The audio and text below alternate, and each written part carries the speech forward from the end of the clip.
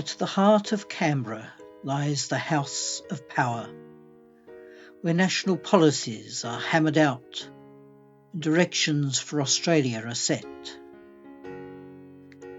It's all a matter of dialectic and negotiation as one power seeks to hold the opposite side accountable.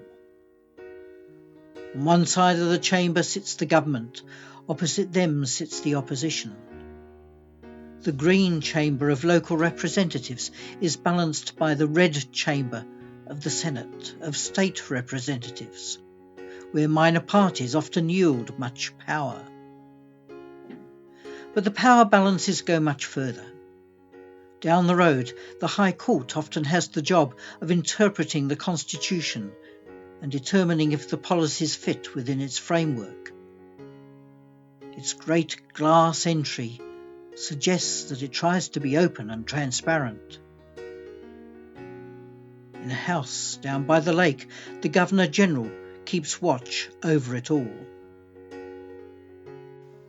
There are two Parliament Houses, the new and the old. And in the old Parliament House is a collection of cartoons, a reminder of the role that the media plays in the balance of power and how it too can hold the government to account. During the Enlighten Festival, the cartoons are brought to the outside of the building. But Canberra is much more than the dialectic of power. It's all about our national story and the formation of our national identity. The National History Museum tells the historical story from the earliest times of human habitation, the stories of the First Nations people, then and now. And it focuses on the lives of ordinary people in a variety of contexts around Australia. Every book published in Australia ends up in the National Collection at the National Library. There is much here, for example, of the immigrant stories as Australia has forged its recent multicultural identity. The National Portrait Gallery contains pictures of a great variety of our national figures, prominent people and people not so prominent, but all contributing to the tapestry of this nation.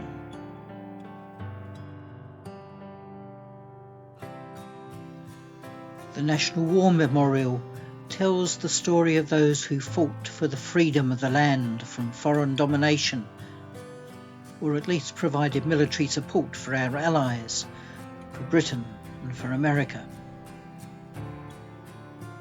But Canberra is not just about past stories. Its institutions, apart from the Parliament, make a great contribution to the formation of our national story. The Australian National University, for example, and the National Sports Centre trains the national teams of sportsmen and women. And then there is the National Botanic Gardens, the home not only of trees, but of some interesting little creatures, such as this tiny possum and a lizard.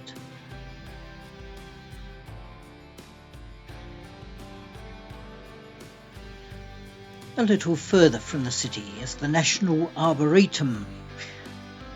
An interesting collection here are cork trees, grown in the time of war to ensure that Australia had its own supply of cork.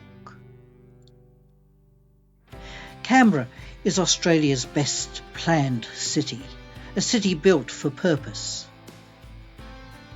It is also Australia's and perhaps one of the world's most extensive cities for the size of its population.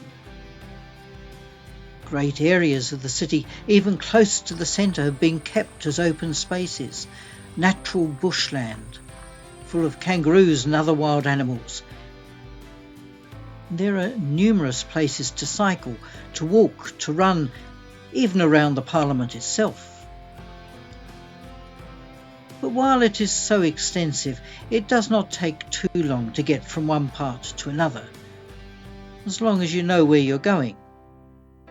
Few roads are straight in Canberra. Many go round in circles, large circles and smaller circles. Now trams connect the northern suburbs with the centre of Canberra.